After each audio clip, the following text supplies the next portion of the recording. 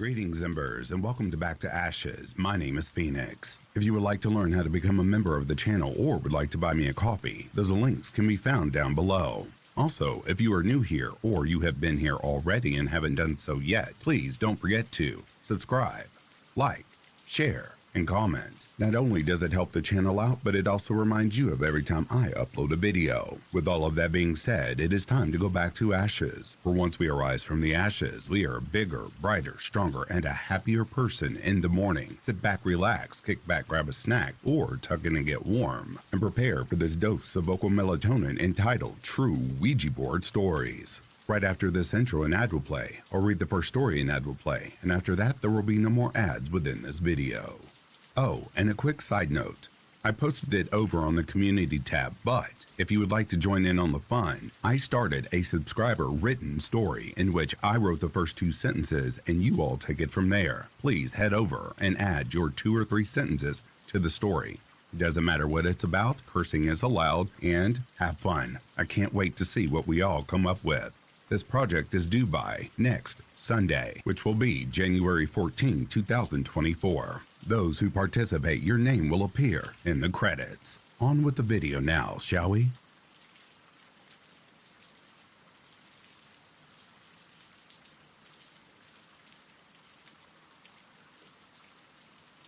When I was in my senior year in high school, one of my friends had a Ouija board that we would play with often.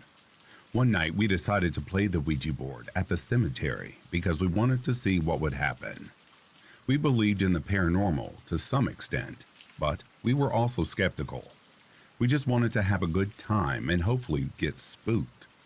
We specifically liked this cemetery because it was the easiest to sneak into.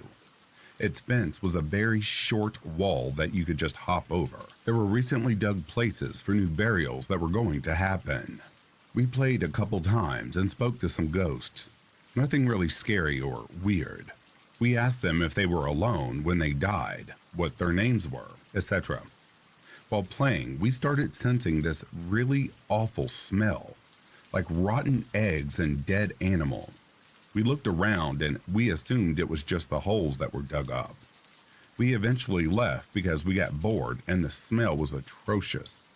When we got into the car, we shook our shoes off and started to sanitize our hands. That smell suddenly appeared out of nowhere, really strong. It smelled like death. We kept putting hand sanitizer on our hands, and when we would snip them, it still smelled like death. After realizing that the smell would not leave our hands, we all got this sudden chill, and we started screaming. We were screaming inside my friend's car like little girls from a high school horror movie. We finally calmed down and my friend turned the engine and we bolted out of there. We eventually started laughing because the whole ordeal was pretty funny and we got what we wanted. But I will never forget that awful smell and how it would not leave us.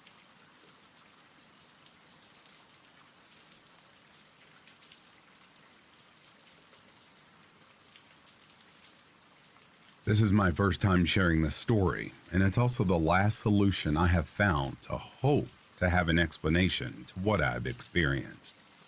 In my life, I have neither seen or felt something I could classify as paranormal, yet I believe in paranormal exists. Except what I decided to call the window episode and some Ouija tests. So here's my story. It must have been during high school. I was at home just after being left alone by my father and brother, so I decided to make something to eat for myself. That's when I heard it. Some rather strong knocks against my window. I assure you, I was convinced my father or brother were back to get something they would have forgotten and just warned me of their presence. There had to be someone around the window. But nobody. There was nothing. I checked all the windows in the house. Still nothing. So I just froze for a few seconds, not understanding what happened. Bugs? It's impossible for an insect to cause such a loud noise, and this multiple times. Birds? A bird could have caused a noise like this by smashing against the window, but it's pretty weird to imagine several birds rushing against the same window. It could be funny though. The wind? No, the wind can't produce a noise like this. It was really like a human hand knocking.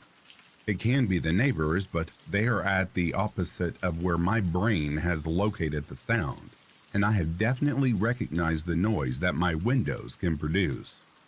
I have thought about this during at least more than 1 year, searching for any explanations. Still nothing. But there are two elements drawing my attention in this episode. First, I heard the noise a bit after being left alone, as if the thing that caused the noise was heading towards me and just waited for me to be alone to show up. Then, I recently noticed that the window episode coincides with the period where I made Ouija with friends. It wasn't a really troubling experience. The glass was moving, forming more or less credible answers, that's all. But if the window's noise is linked to my Ouija experiences, I admit it's a bit more troubling. I have talked about this with the friends I had made the Ouija board with. None of them gave me other explanations. I haven't told this to my family. I'm not even sure they would take it seriously. So I think you are my last option to have an explanation. Just tell me what to do.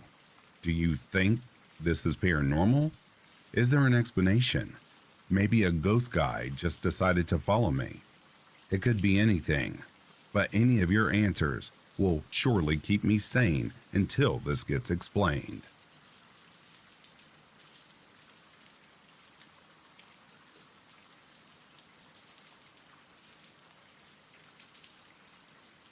Tried to contact paranormal entities, and some not so fun things happened.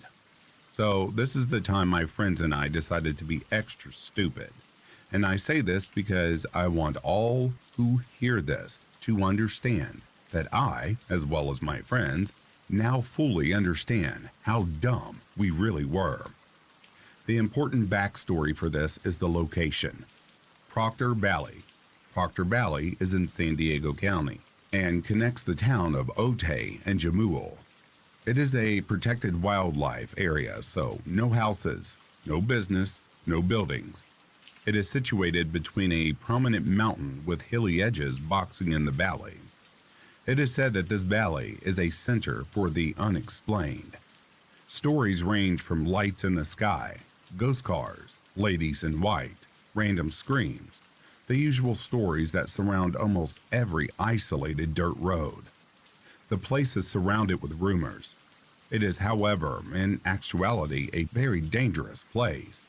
Being situated closely to the U.S. and Mexico border, it is a frequently used pathway for drug smuggling, and being it's an isolated dirt road on the outskirts of a major city, other, things tend to go on down there. You have your usual terrible things like sexual assault, carjackings, murders, lots of bad things. But one murder stands out. The apparent poisoning of a teenage girl in a blue floral dress. Never identified. Found barefoot on the side of the dirt road. Okay, now to my experience. I had driven down the dirt road late at night several times with friends just for fun. The place has very few trees, let alone any large ones. But about midway down the road, there is a very large tree hanging halfway over the road. This tree has always given me a bad feeling, so I never felt comfortable stopping there to explore. However, this night I was determined. I once and for all had to know if this place had something weird going on. I wanted my own experience, and I wanted it badly. I had dug up my family's old Ouija board and studied for weeks on the proper use of the board, how to get the results you want, the whole shebang. We purchased the correct candles and found the most purest salt we could find, and we drove out to the road. This ended up being a bit of an event as about 10 people showed up. 4 of us used the Ouija board, 2 filmed, and 4 sat in lawn chairs. Once we all get ready, we began. I, being dumb and unoriginal, figured we would go straight to Demon Land and try to anger a demon and contact it. Which demon? Pazuzu. Again, I was dumb and unoriginal. Well, after we initially started, we heard what sounded like orchestral music being played. Being on the road, we figured it was another car driving down it in the distance and would wait for it to pass to continue, because it would be a bit awkward if somebody drove by and saw a bunch of people summoning demons. We waited 25 minutes and no car, no headlights, no noise besides the music. A bit confused, some scared, we continued. The planchette was moving, but based on the answers, someone had to be moving it. So when a random twig snapped and everyone jumped out of fear, I just stayed with my fingers on the planchette. One person, the person moving the planchette, got too scared and opted out, so I and two others braved on. I did my best to anger whatever could be out there, and to my surprise, we finally got a response. There was no more music being played, and the piece was moving. I had asked, "Is anyone or anything here with us that would wish to communicate?" And the piece moved to yes in a very slow, smooth way that honestly felt terrifying. It felt like it was being dragged across the board, not like someone was pushing or sliding it.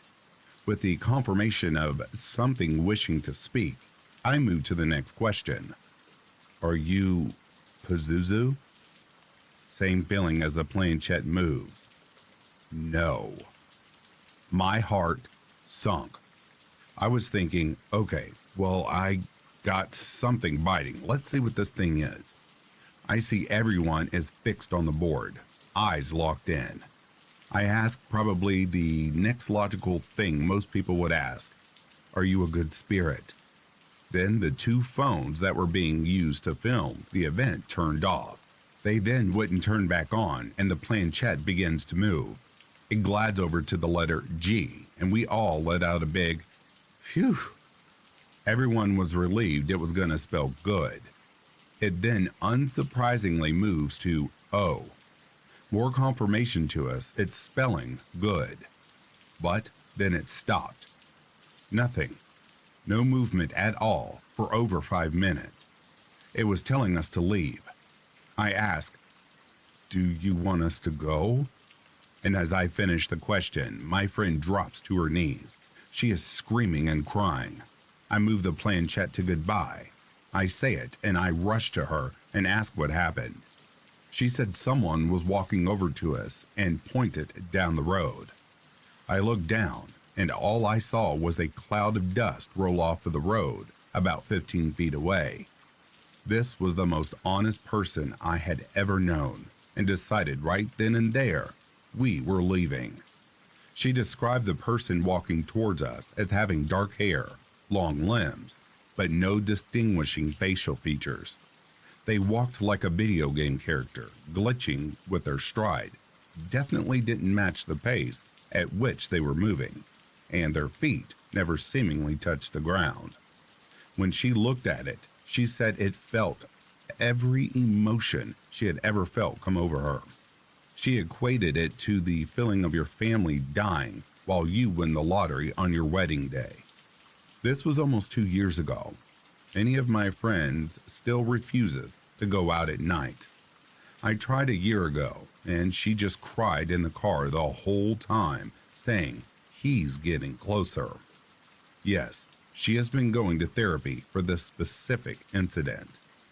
I don't know what she saw that night, but I personally don't want to find out. I have not returned to that road since. I tucked away and hid the board, and it went missing 6 days later to the day, along with the candles and the books. If you made it this far into my story, thank you. This is a true story. I really wished it wasn't. I honestly don't know what happened that night. I don't really want to know. But there is something there. And as I'm currently looking for the video from that night, I get chills every time I think I'm getting close to it, but yet find nothing.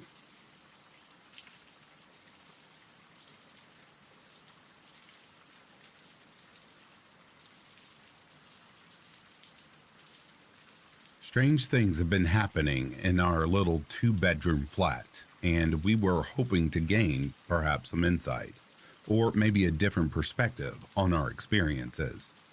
So, for starters, I'm a practicing pagan, and have been most of my life. I am no stranger to the paranormal. I regularly sage our home, or bless it with burning incense. We frequently have windows open, allowing a through breeze to whisk away any negative energy. I have a lot of experience with Ouija boards and seances. What I'm trying to say is, I'm not new to this kind of thing, but I'll be damned if it's not freaking me out. I moved into the flat on the 14th of December of 2018. When we came to view the flat, I immediately felt a positive energy. It was like I belonged here with my little one. The energy remained positive for the longest of times, and little things happened. For example, I'd put my phone down in the living room, popped to check in on my daughter, came back and my phone would be nowhere to be found. I would spend the next 10 to 15 minutes searching for it everywhere, to no avail. Then I'd go back to where I had left it and, yeah, you guessed it, there it would be. Now, of course, this could be put down to simple absent-mindedness on my part, but after it happening not only to me, but also my fiancé and friends who regularly visit, I'm inclined to believe it's something a bit more. I own a Ouija board, just a cheap little thing. I store the board in my living room, currently on the bookshelf and the planchette in the kitchen with my other witchy bits. It would frequently fall off the bookshelf or the fireplace or the TV shelf, regardless of how it was placed, and for this I have no logical explanation. One night, after my fiancé had moved in, our daughter was at her dad's for the weekend, and my mom was over for dinner, and we did a seance. My mom and I have conducted and participated in many seances over the years, so we're not just kids messing about. I cannot stress this enough. We were slow to start. The energy was low, but we soon had something coming through. But it was sluggish and easily confused. It was finally able to tell us that it was not alone and that something was stopping it from communicating with us. Whatever was stopping it came through stronger and started asking us to lend it our souls. Nope. After a while, without much more contact, we closed the seance and I saged the shit out of the flat just to be safe. And at first, it seemed to have worked, until a couple of weeks ago when lockdown started. Our little girl frequently gets into bed with us. She's 3, by the way. And we co-slept until we moved in here when she was nearly 2. We have times where she spends most of the night in her bed. But since lockdown started, she wakes up 2 to 3 times a night and gets into bed with us.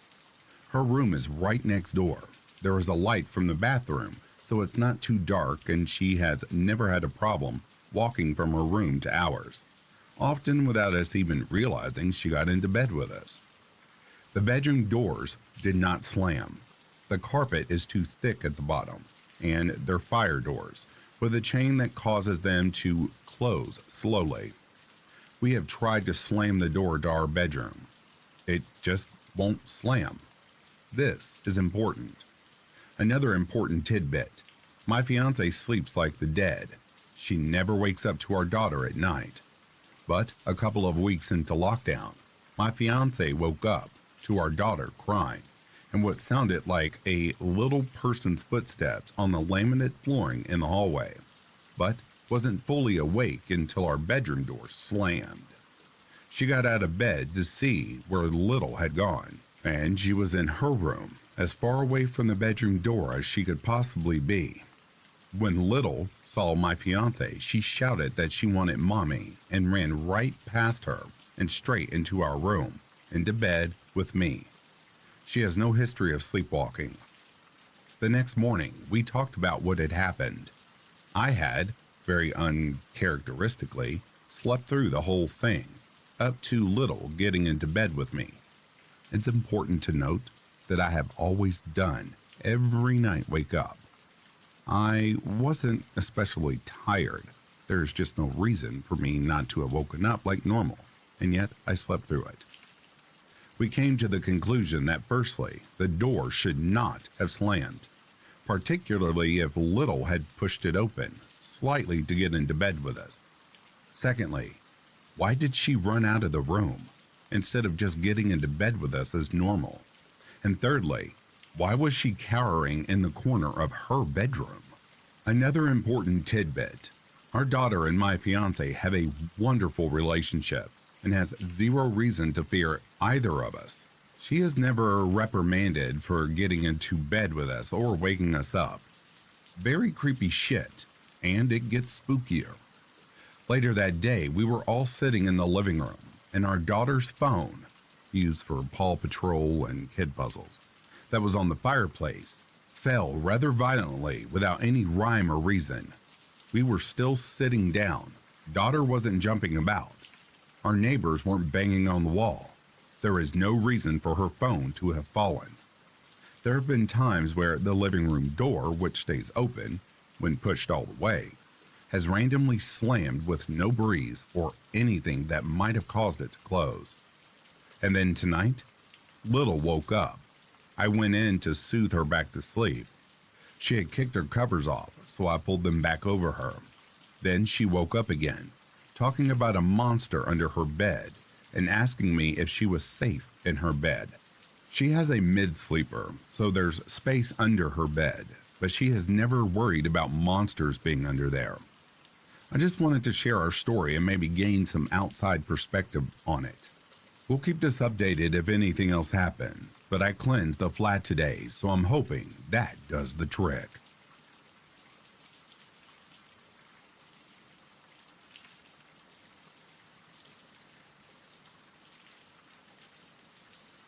Okay, so I have to tell a story that my mom told me a while back. It was her experience with a Ouija board. And my mom wouldn't make something like this up. The whole reason she even told me about it was because I brought up the idea of using one to contact a younger brother who had passed away. Anyway, her story freaked me out enough to never, ever use one. Back when she was in high school, late one night, her and a group of her friends were cruising around on gravel roads a few miles outside of town. I live in a small town in Iowa. And they stopped at an old abandoned barn and decided to whip out an old Ouija board one of her friends had. My mom had a really bad feeling right off the bat and said she wasn't going to do it. Well, everyone kept calling her a sissy and saying it won't work unless everyone who was there plays. So my mom was convinced, but on one condition. She'd play if they didn't ask sketchy questions. Some of the guys laughed it off and made the promise not to. So they all gathered around on the floor of the barn and placed their hands on the slider of the board. They asked some basic questions about, is there anyone there? What's your name? Things of the like. No response. Then a guy named Terry asked, which one of us will be the first one to die? And my mom pulled her hands off the board and said, that is not funny. She was super pissed and everyone screamed at her to put her hands back on the board. As soon as she put her hands back on, the planchette moved and spelled out the initials of a boy who was there. CJ. I can't remember his last name. And he was a twin. His twin was also present, and not that it matters. After this, they said goodbye because they were all freaked out. And my mom was pissed, and everyone was blaming each other for moving the piece on the board. Anyways, they all went home and basically forgot about the whole thing. Years later, that CJ was out driving on a gravel road when he ended up crashing into the ditch and dying. The first one out of everyone there, and the creepy thing is that when the police were done investigating, the crash, they said, the tire flew off because someone purposefully loosened the lug nuts on his tire. So, ever since she told me that story, I've been too scared to try using any Ouija board.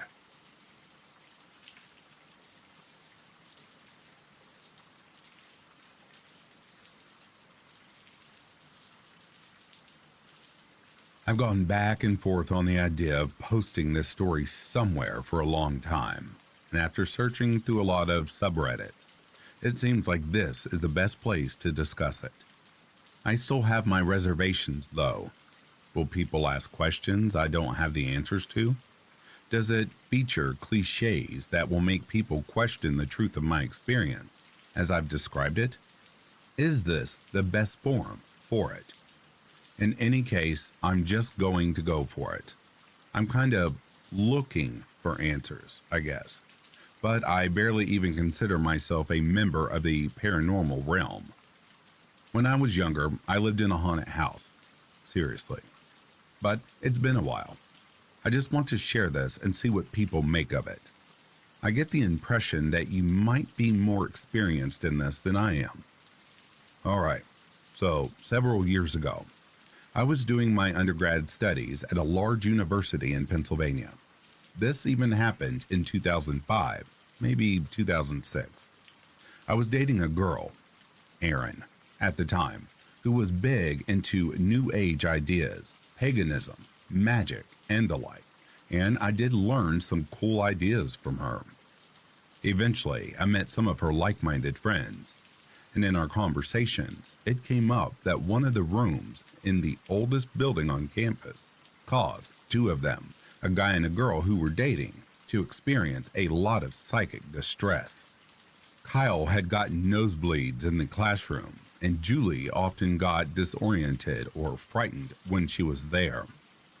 Someone in our group had the bright idea to sneak up there one night, and of course, we all went for it.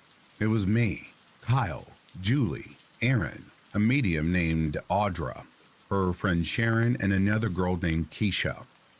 Sharon and Keisha, like me, had had a lot of supernatural experiences in the past, but don't consider themselves mediums or sensitives or anything of the sort. So one night we bought a novelty Ouija board from Walmart, a glow-in-the-dark one because why the hell not, and started doing our thing. At first, the planchette didn't do anything, but then it started twitching, and eventually it was whipping around, choosing letters that made no sense to any of us afterwards. Kyle was writing the letters down. Then, out of nowhere, Audra started many convulsions. I don't know how else to describe it. Her eyes rolled up and she started spasming and making these horrific pig noises. Not just snorting and squealing, but belting those noises out like I never thought a human would be able to. She started crawling her way to the door. The planchette was going crazy, and when Kyle jumped at her to keep her from heading towards the stairs, which were directly across the hall, I think, we all kind of snapped out of it. Audra was a small, slim girl, and it took 3 or 4 of us to keep her from leaving the room. And all the while, there were still horrible noises coming from her, and we all had this incredible sense of danger or foreboding. There wasn't a terrible smell or anything like you read about sometimes, but it was truly terrifying. Not to be anticlimactic here, but after that, we packed everything up, went back to my crappy apartment over a crappy pizza shop, and stayed huddled together for quite a while that night. I swear I threw out that Ouija board, but years later I would find it under my bed at my parents' old house when I was packing up to move. I can't swear 100% to throwing it out, but I also can't imagine why I would have held on to it and brought it home and then stowed it away under my bed. Seriously, any thoughts or similar experiences or any comments would be great.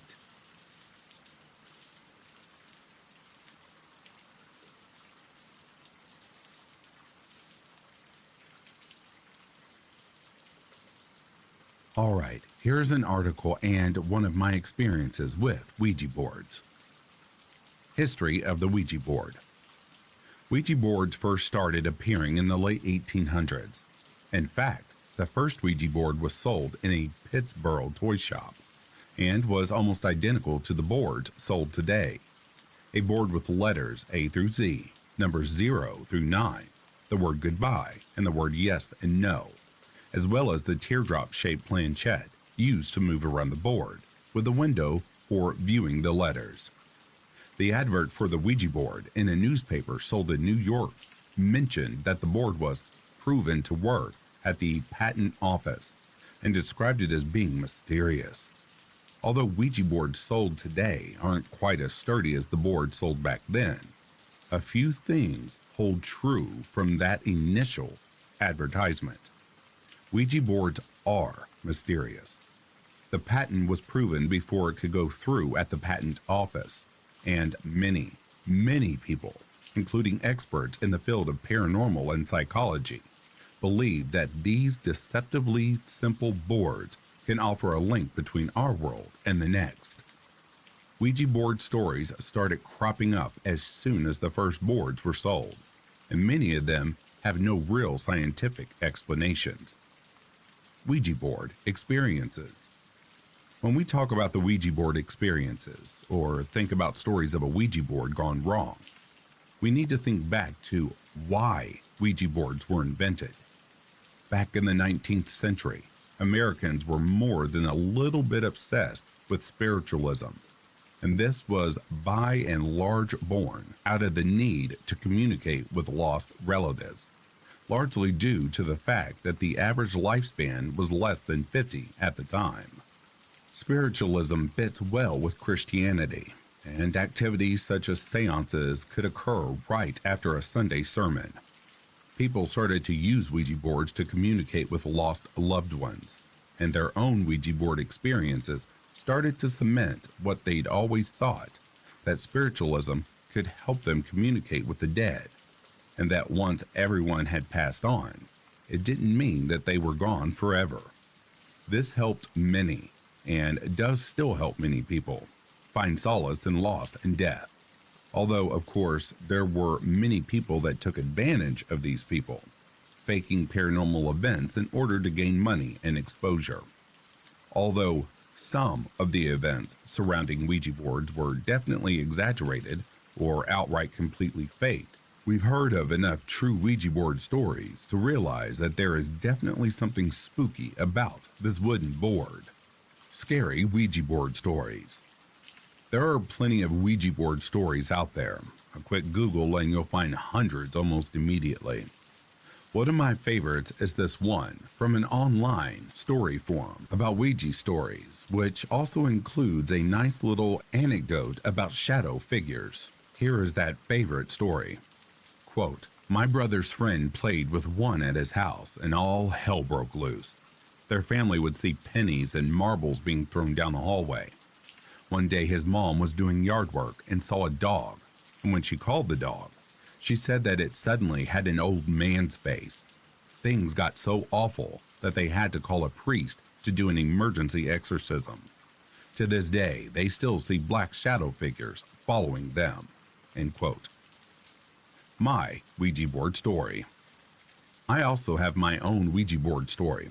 I have a very close friend whose mother practices white Wicca, so we followed some of those instructions for setting up the Ouija board with about 4 or 5 other girls. We were around 14 at the time.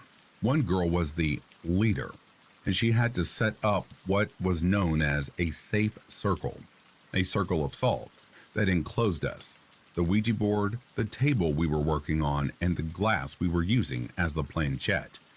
The salt, according to Wiccan lore, was to keep out negative spirits that meant to do us harm. Only the leader could break the circle, using a knife to cut it, sprinkling the salt back down to seal up the circle. Although my story isn't particularly scary, it's safe to say that that was the night that I truly realized that I believed in the supernatural. We communicated with about 5 different spirits, learned a few names, and felt a tickle on the back of our necks.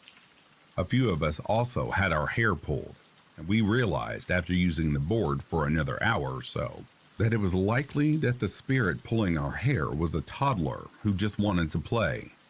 None of us felt scared, and even though I was initially a little bit worried that I wouldn't be able to sleep, that I'd lay awake worrying about everything that had happened and all the spirits in the house, It ended up being one of the most peaceful nights' sleep I have ever had. Are Ouija board stories real? Bad Ouija board stories and scary Ouija board stories can be the stuff of nightmares, but they also can be the stuff of folklore. Whenever Ouija boards are discussed with certain skeptics, you always get one response. Someone at the table is pushing the glass. Back when the original game was popular at parlor events, it was not uncommon for a small child to hide under the table with a magnet and move the planchette around with said magnet.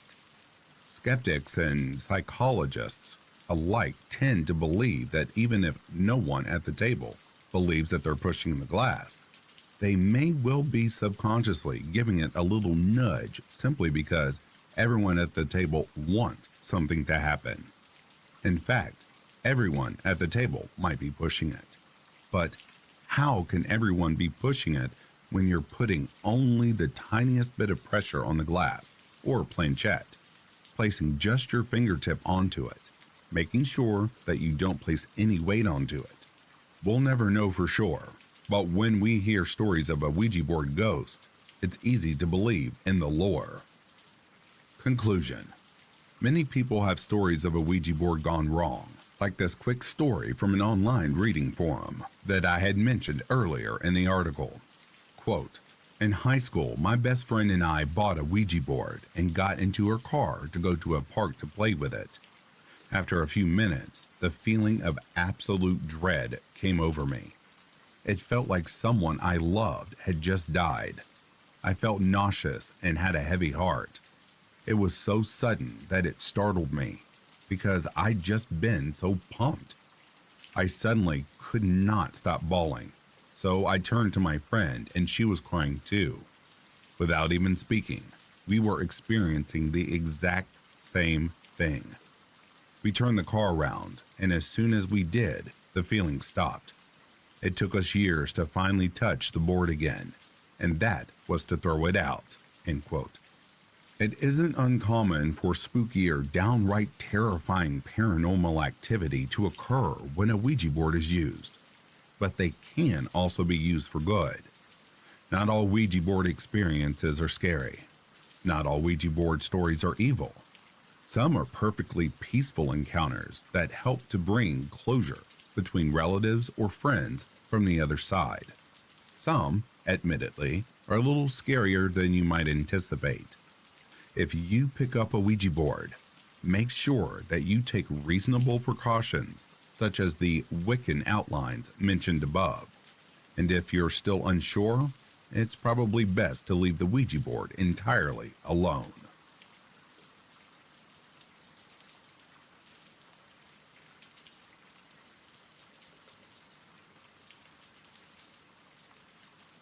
Well, to keep it short and sweet, since I've already shared this story, I was playing with a girl, and the child that she aborted talked to her, asking her why, saying he was her son. I would never ever get an abortion after that. I didn't even know she had one. And after, she was bawling her eyes out, so I know it wasn't a trick. But since this is about Ouija boards, I always like to post the rules to make sure you stay safe. These things are dangerous. If you do not know what you are doing, the Ouija board can be extremely dangerous. These are rules that you must follow. There are evil spirits that can harm you if you invite them into your realm. You must always be careful with things that you don't fully understand. The main guidelines you want to stick to are: number 1, do not leave the planchette on the board unattended, ever. If the planchette is on the board, make sure someone is holding it at all times. Number 2, always say goodbye at the end of a session. Make sure the planchette goes to goodbye as well. If you do not, it's like setting a phone down without hanging up. The person could linger on the other line. Number 3, never invite an entity to make a noise, to show its presence, or to invite it near you, ever. You do not know what it is and what its intentions are, so please do not ever ask them to show themselves. Number 4. Don't let the planchette go from A to Z or 1 to 0, either forwards or backwards, because this is an incantation for a spirit to get into the human realm. If this happens, stop the planchette and say goodbye until it moves to goodbye. Number 5. Don't ever play it in a cemetery. This is just asking for trouble. The dead do not want to be disturbed. If someone goes to your house while you're resting and continuously calls you outside the door, I'm sure you wouldn't be very happy either. Number 6. Don't ever let the planchette make a figure 8 circle repeatedly. This is also an incantation to pass into the human realm. Stop the planchette immediately and end the conversation. Number 7. Always play with respect. Imagine a Ouija board as an online chat room where you post your telephone number and wait for someone to call you. You have no idea who is on the other line. Respect whomever you're talking to, or don't play. You could be asking for consequences. Some tips I advise you are: start a conversation by asking if there is anyone who would like to speak with you. Patience is key. Just like a slow internet connection, it may take a few minutes to get a response. Don't bombard the board with questions. Ask something and wait a few minutes. If you don't get a response after a few minutes, try asking again. You may be having difficulty getting the answer you seek because of the way you're wording your question.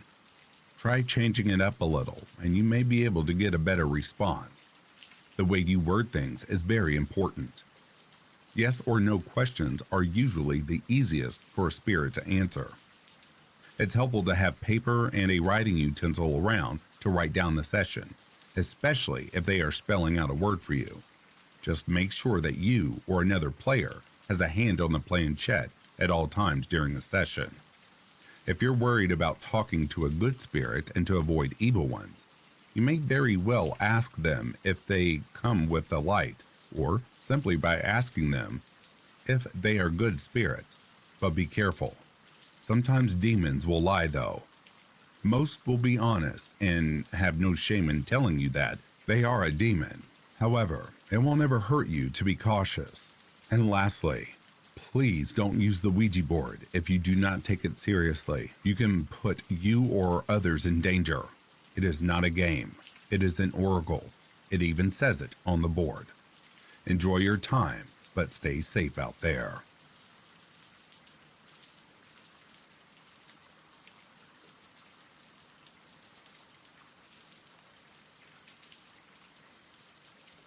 I have a terrifying story about a Ouija board.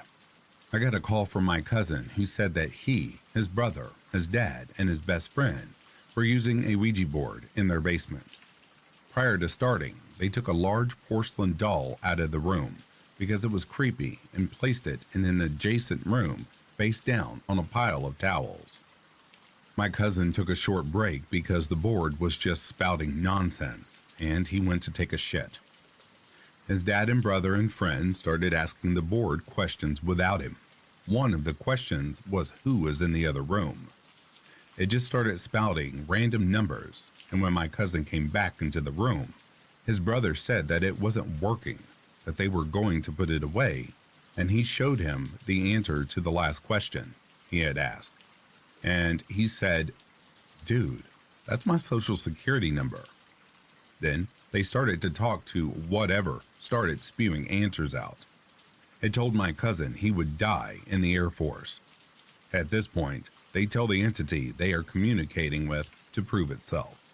It then spelled out the word, doll, and they just sat there like, what the fuck? They opened the door to check on the porcelain doll they had laid in the other room.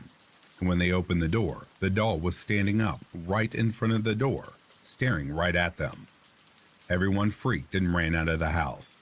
His best friend burned the Ouija board, and I think he temporarily went nuts for a few months. My cousin, for some reason, then joined the Air Force and is on a base in Europe now.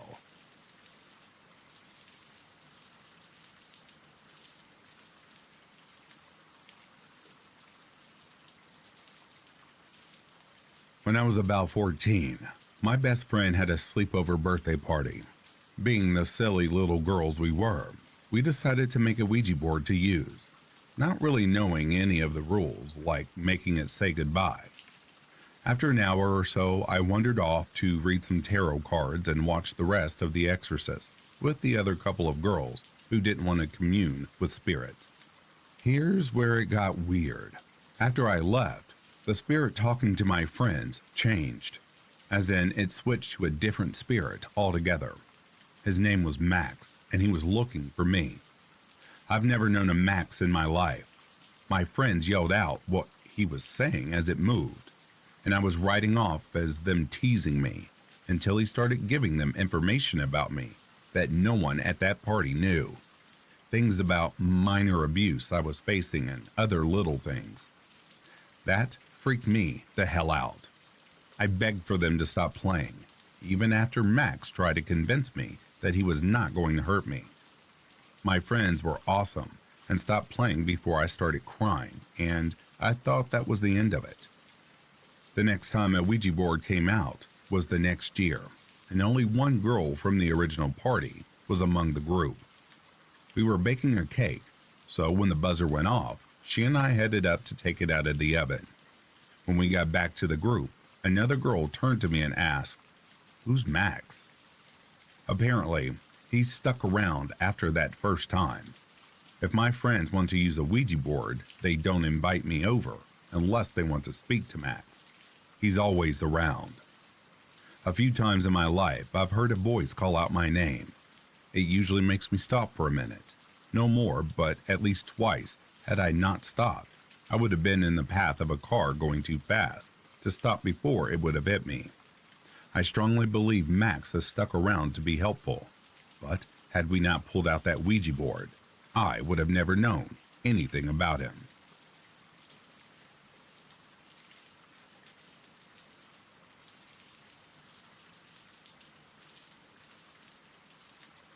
I have never used a Ouija board, and I warn those that ask about them to stay away. If you haven't had experience with one and don't understand what they really are, you could be starting something that gets out of control. Back to the board. Having said that, my mother had an experience when she was a young woman. Her and a couple of friends were playing with the board one evening. When they were through using it, the friends said their goodbyes, and my mom went about cleaning up. She was alone with the board and wanted to keep using it. People, the board is not your personal magic ball. It is a tool that could open a portal from the other side. Who knows what could get through? My mother's spiritual guardian is her grandmother on her father's side. She is most likely where I get my gifts. My mom decided to ask another question, but when she put her fingers on the planchette, it moved on its own. It spelled out, "You need to call," and included a local number. My mom wasn't about to call a phone number she didn't recognize, but when she placed her fingers back on the planchette again, it spelled out, "I said, you need to call," and it included the same phone number. At this point, she decided to call the number. It turned out to be the home number of a local spiritualist, medium, channeler, and minister, the Reverend Marnie Koski. The woman that answered was very annoyed. She said, "If you want an appointment, you will have to call the church. This is the Reverend's home number. How did you get this number?" By then, the Reverend got on the phone and asked who she was speaking to, and how did my mom get her phone number. Mom told her the whole story. Reverend Koski said that Mom's grandmother wanted her to get rid of the Ouija board and to never touch it again. The Reverend also said my mom using the board, her grandmother had to cross the veil to protect Mom while using the board, and she was too busy to deal with such nonsense. So there is your Ouija board story. My mom got rid of it as instructed. Break it into 7 pieces and throw it away or bury it far from home.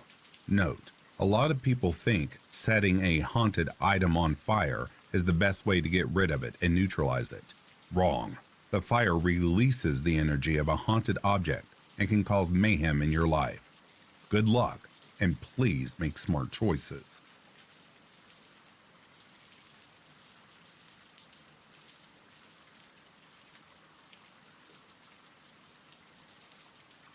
When I was a young teen, my best friend and I spent a summer surfing the Ouija board. Mostly we just asked silly or mundane questions, and mostly we got answers that seemed to fit. There was never a specific spirit or entity associated with our Ouija board explorations, and we never felt threatened in any way. Until the day that all changed. One day, a specific personality started to communicate with us. He was male and very forceful. He would tell us to do things, harmless things like taking a poster off the wall or something, but still, it was weird. I asked him his name, in which he provided. I don't remember it anymore, so I'll just call him Gordon. I asked him where he had lived before becoming a spirit. He gave an address in a nearby small town. I never went to this town, so I had no idea if it was real or not. But I had a map so I could look it up. It was very much real indeed. I asked my sister to drive me there. I was still too young to drive, just to check it out. My friend was spooked and didn't want to go, so my sister and I go to this address, an ordinary-looking house in a wooded cul-de-sac. Nobody was around, so I knocked on the door. No answer. I'm not willing to give up, so I knock at the next-door neighbor's door. A guy answers. He looks like he's maybe in his 50s or 60s. Too young to be old, in my eyes, but older than my parents or the parent of my school friends. I ask him if he knew a Gordon and if he ever lived in the house next to him. He thinks for a minute, gets a little faraway look in his eye, then says yes, someone named Gordon did used to live there. But he disappeared about 15 years ago, and nobody knew why or what had become of him. He couldn't tell me anything more, just said he didn't remember anything about Gordon, other that he lived there and then he didn't. I couldn't wait to get home and tell my boyfriend. I couldn't wait to pull out the Ouija board and find out more. When we did, Gordon came through right away. He was more aggressive than ever, insisting we do this and that, draw this, gather that. It felt creepy, even though none of it was hurtful or inappropriate, but it just felt wrong.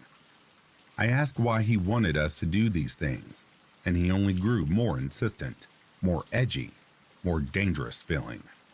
I said no, we're not going to do it. Why do you want it so badly?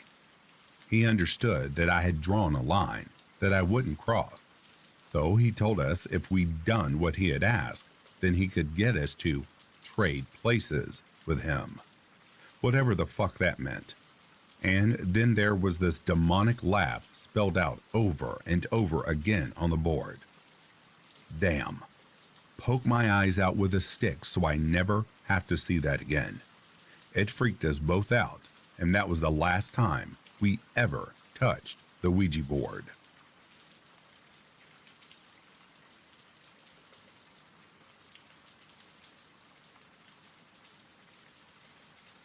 Alrighty, dear listeners, this brings a close to these true Ouija board stories. I'm sorry it's cut a little short, but that's all I could find without repeating stories I've told on here before. I'd like to take a moment and thank the reformed members of Back to Ashes, Tina Mead, Colt Stone Wolf, Inner Scare Wifey, Luz Crispin, Tammy Slayton, CAG, Denise S., Samantha Place, Stephanie McLaren, Corpse Lover, Normie DW, Chrissy Elias, Cindy Cleveland, and Patty's niece. If you are sleeping, I hope Slumberland is treating you comfortably. If you're awake, I hope you've enjoyed this collection. Until next time, please take care of yourselves. I'll be reading to you soon. Peace, love, and light to you all.